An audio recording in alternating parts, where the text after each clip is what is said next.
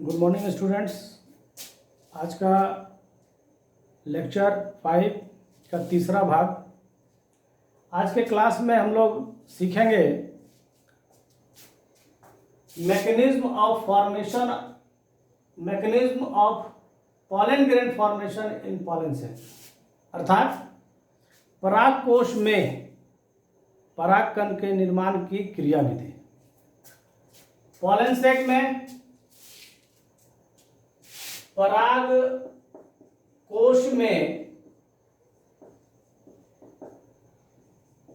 परागकण pollen grain के निर्माण की क्रिया विधि।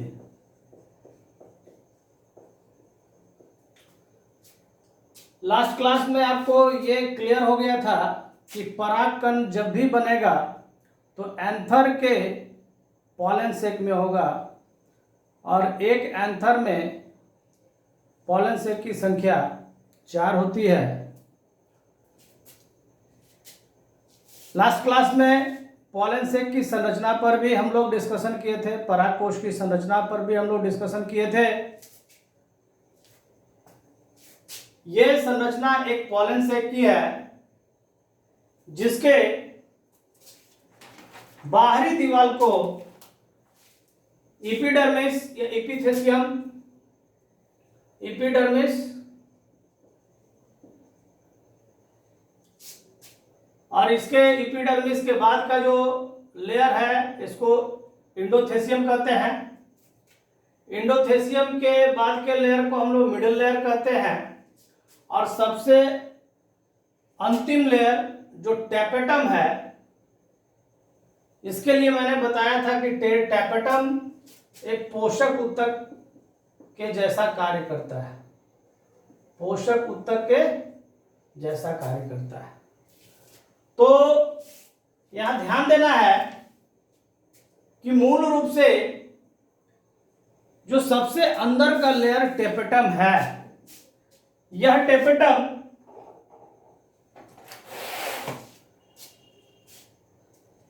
की संरचना, टैपेटम की संरचना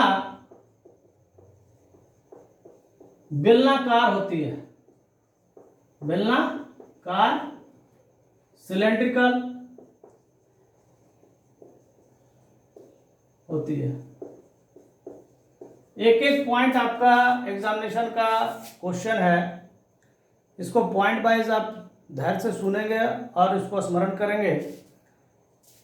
संरचना इसकी बेलनाकार। प्रारंभिक अवस्था में यह जो टैपेटम की कोशिका है, टैपेटम की जो कोशिका है, प्रारंभिक अवस्था में इस टैपेटम की कोशिका के अंदर केंद्रक की संख्या, केंद्रक न्यूक्लियस की संख्या प्रारंभिक अवस्था में 1 होती है। लेकिन टैपेटम की कोशिकाएं जब विभाजित करती है तो केंद्रक के विभाजन की क्रिया के बाद, यानी कैरियोकाइनेसिस की क्रिया के बाद सेल वॉल का निर्माण नहीं होता है, जिसके कारण सेल डिवीजन यहां पर माइटोसिस होगा, माइटोसिस डिवीजन होगा, समसूत्री विभाजन। इस कोशिका में विभाजन की क्रिया के समय केंद्रक के विभाजन के बाद सेल वॉल का निर्माण नहीं होगा। ऐसी स्थिति में यह जो टैपेटम की कोशिका है, इसमें 1 से अधिक केंद्रक मिलते हैं। तो यहां पर 2 क्वेश्चन उठता है। पहला क्वेश्चन उठेगा कि टैपेटम कैसी कोशिका है, तो आंसर आप दीजिएगा पोषक ऊतक। टैपेटम कैसी कोशिका है, तो टैपेटम एक पोषक ऊतक है, न्यूट्रिटिव टिश्यू है।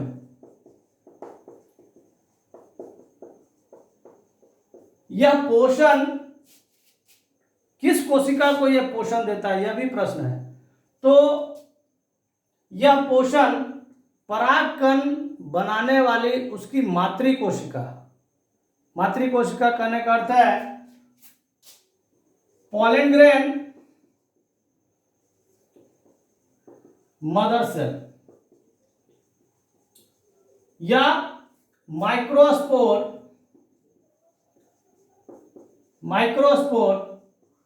Mother cell. इसको हिंदी में बार बार हम आपको बोल रहे हैं लघु बीजाणु मातृ कोशिका, लघु बीजाणु मातृ कोशिका। यहां पर जो हम समझाने का प्रयास कर रहे हैं उसको फिर से आप ध्यान रखोगे। टेपेटम सबसे अंदर का स्तर है, किसका?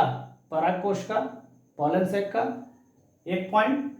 दूसरा पॉइंट ध्यान देना है कि टेपेटम की जो कोशिकाएं होती है यह बेलनाकार होती है, सिलेंड्रिकल होती है, पिरामिडल होती है।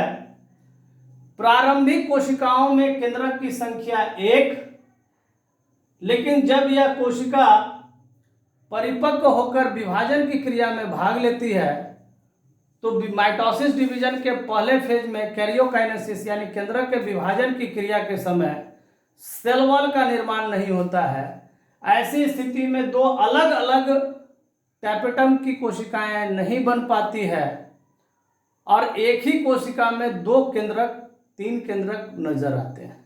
यानी कि टेपेटम में एक परिपक्व टेपेटम में केंद्रक की संख्या 1 से अधिक प्राप्त होगा। तो यह भी एक प्रश्न है कि परीक्षा में पूछा जाता है कि टेपेटम में केंद्रक की संख्या कितनी होती है? More than 1। तो आप आंसर मोर देन 1 में दोगे। दूसरा प्रश्न आएगा कि टेपेटम में जो केंद्रक होता है उसकी संख्या 1 से अधिक होने का कारण क्या है?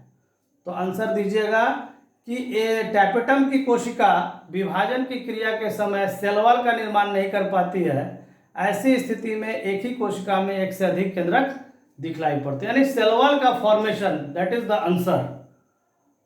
The answer. यह टेपेटम पोषक उत्तक है, किसको पोषण प्रदान करेगा? तो पोषण प्रदान करेगा माइक्रोस्पोर मदर सेल या पॉलन ग्रेन मदर सेल को। यह पॉलन ग्रेन मदर सेल को पोषण प्रदान करता है टेपेटम, और यही पॉलन ग्रेन मदर सेल में मियोसिस डिवीजन की क्रिया होती है। कारण कि यह जो माइक्रोस्पोर मदर सेल है अर्थात एमएमसी, इसको हम लोग शॉर्ट में क्या बोलेंगे? एमएमसी। और पॉलन ग्रेन मदर सेल को हम क्या बोलेंगे? पीएमसी। पॉलन ग्रेन पहला letter P, M C, PMC pollen grain mother cell. Microspore mother cell MMC. ये कोशिकाएं मुख्य रूप से डिप्लॉयड होती है। इनमें गुणसूत्र कैसे होते हैं? डिप्लॉयड होते हैं। कैसे होते हैं? डिप्लॉयड। और गैमेट का नेचर हमेशा, गैमेट्स आर ऑलवेज हैप्लॉयड। हमको किसी भी स्थिति में गैमेट में गुणसूत्र हमेशा हमेशा हमेशा हैप्लॉयड कंडीशन में लाना है। तो 2n गुणसूत्र से n गुणसूत्र बनने में, यानी कि ये जो 2n सेल है, यानी डिप्लॉयड जो सेल है पॉलन ग्रेन मदर सेल या माइक्रोस्पोर मदर सेल, ये जो 2n सेल है, डिप्लॉयड सेल है, इससे गैमेट बनना है तो मियोसिस डिवीजन की क्रिया होगी और हैप्लॉयड गैमेट के रूप में पॉलन ग्रेन का निर्माण होगा, यानी परागकण का निर्माण होगा। ठीक है, ये इसका सिंपल आइडिया है। टेपेटम पे आपका ध्यान अधिक केंद्रित होना चाहिए, क्योंकि एग्जामिनेशन में टेपेटम से क्वेश्चंस पूछे जाते हैं। यहां आप देखोगे कि पॉलन से परागकोश के मध्य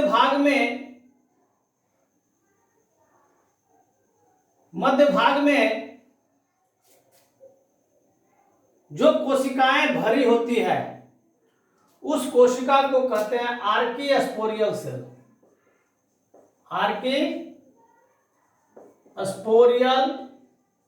सेल, आर्किस्पोरियल सेल, यह भी कोशिका डिप्लॉयड होती है। ये आर्किस्पोरियल सेल भरा रहता है, आर्किस्पोरियल सेल पराग कोश के अंदर आर्किस्पोरियल सेल उसके मध्य भाग में भरा रहता है, और यह आर्किस्पोरियल सेल ही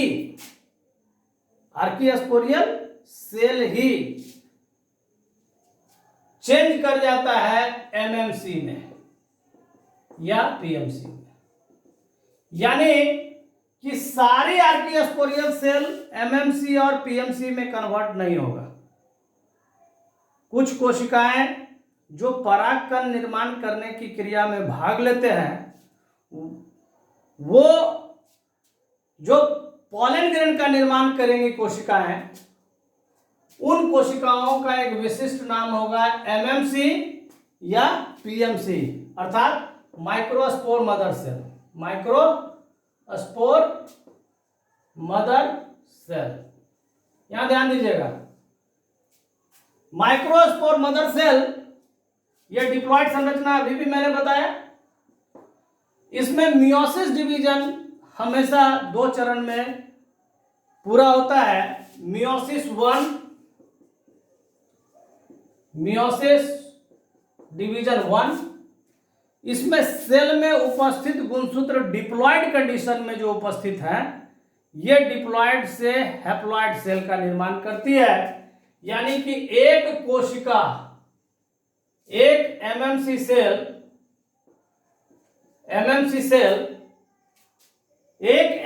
सेल जिसमें मियोसिस डिवीजन 1 के बाद 2 सेल का निर्माण करेगी, और ये दोनों सेल कैसा होगा? हैप्लॉयड। कैसा होगा? हैप्लॉयड। मियोसिस डिवीजन को हिंदी में हम लोग अर्धसूत्री विभाजन कहते हैं, अर्थात गुणसूत्रीय अवस्था डबल से जो 2n है वह टूटकर n में विभक्त हो जाता है। मियोसिस 2 डिवीजन इसके बाद होती है अर्धसूत्री विभाजन द्वितीय, सेकेंड। यह डिवीजन हमेशा माइटोसिस डिवीजन के जैसा होता है, माइटोसिस डिवीजन के समान होता है, यानी समसूत्री विभाजन। यह भी परीक्षा में पूछा जाता है कि मियोसिस डिवीजन का कौन सा फेज माइटोसिस डिवीजन के समान कार्य करता है, तो आंसर आप दोगे मियोसिस 2। आंसर क्या होगा? मियोसिस 2। तो मियोसिस 2 में कुछ नहीं होता, इसी का डुप्लीकेशन होता है, यानी ये डबल होगा। यानी ये 2 सेल अब ये 4 सेल में चेंज कर जाएंगे, कन्वर्ट कर जाएंगे, और ये चारों हैप्लॉयड होंगे। कैसे होंगे? चारों हैप्लॉयड होंगे। चारों कैसे होंगे? हैप्लॉयड होंगे। अब यहां ध्यान दीजिए कि ये चारों हैप्लॉयड सेल चिपचिपा पदार्थ से प्रारंभिक अवस्था में जुड़े होते हैं। चिपचिपा नमी वाला पदार्थ, यानी चारों जो हैप्लॉयड सेल बने हैं ये आपस में जुड़े होते हैं नमी से जुड़े होते हैं, और इनकी नमी को, जो नमी इन चारों सेल के बीच में बना हुआ है, इसी नमी को मिडिल लेयर एब्जॉर्ब करना प्रारंभ करता है। देखिए ध्यान दीजिएगा कि ये जो संरचना बनी 4 हैप्लॉयड सेल, और इन चारों हैप्लॉयड सेल के बीच में क्या बताया जा रहा है? नमी है, चिपचिपा पदार्थ है। इस नमी को एब्जॉर्ब करता कौन है? Middle layer. कौन करता है? Middle layer. और ये इसके बीच में जो उपस्थित नमी है वह मिडिल लेयर के द्वारा एब्जॉर्ब हो जाता है। ये चारों हैप्लॉइड सेल एक साथ नमी से जुड़े हुए हैं, ऐसी संरचना का एक विशिष्ट नाम है टेट्राहेड्रल। टेट्राहेड्रल या टेट्राड। चतुष्फलकीय, हिंदी क्या होता है? चतुष्फलकीय परागकण की संरचना। पॉलन ग्रेन की यह कैसी संरचना है? टेट्राहेड्रल या टेट्राड। यह भी क्वेश्चन पूछा जाता है कि टेट्राड अवस्था में कितने पॉलन ग्रेन आपस में जुड़े रहते हैं, तो आंसर क्या होगा? 4। जब मिडिल लेयर इस नमी को एब्जॉर्ब करता है, मिडिल लेयर जब इस नमी को एब्जॉर्ब करता है, तो ये चारों हैप्लॉइड बॉडी आपस में स्वतंत्र हो जाते हैं। चारों हैप्लॉइड बॉडी आपस में क्या होंगे? स्वतंत्र होंगे। और इसी हैप्लॉइड बॉडी की संरचना को हम क्या बोलते हैं? पॉलन ग्रेन परागकण। ध्यान से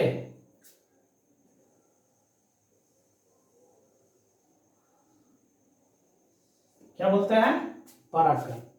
तो आप यहां पर इसको आपको क्लियर कॉन्सेप्शन में रखना है कि टेट्राहेड्रल स्ट्रक्चर के बाद जब नमी मिडिल लेयर के द्वारा एब्जॉर्ब कर ली जाती है, तो ये 4 हैप्लॉइड बॉडी के रूप में परागकण का निर्माण होता है। तो एक माइक्रोस्पोर मदर सेल कितने परागकण का निर्माण करते हैं? आंसर होगा 4। आंसर क्या देंगे? 4 परागकण। तो यहां से भी एक प्रश्न आता है कि 1000 परागकण के लिए कितने सिल्क की जरूरत होगी? 1000 परागकण पॉलन ग्रेन के निर्माण के लिए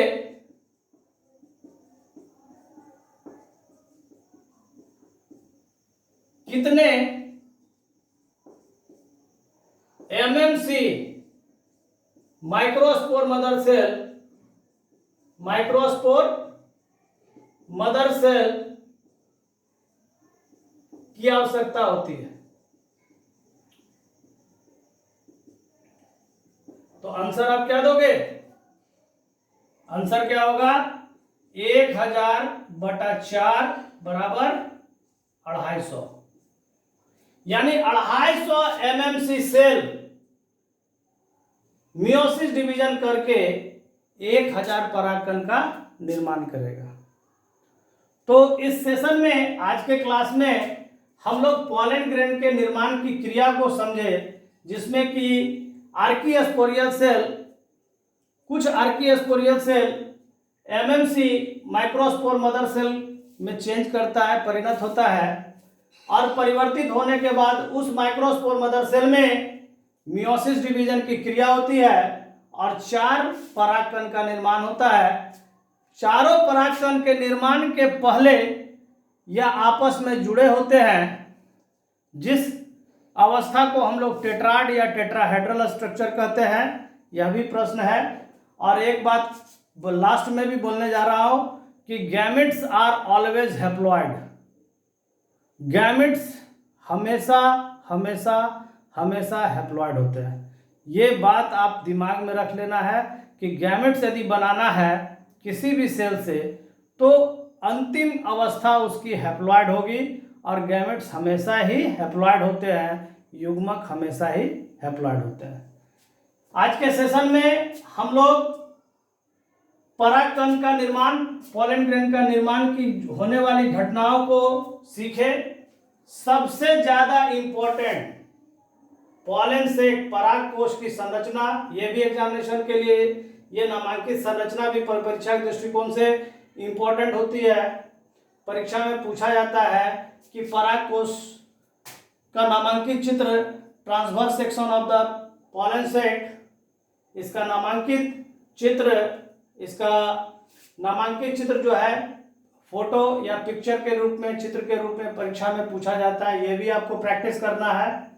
दूसरी बात, इसमें सबसे इंपॉर्टेंट सेल टेपेटम है। इस टेपेटम को, इसके गुणों को समझना है कि यह बेलनाकार सिलेंड्रिकल होता है, पिरामिडल होता है।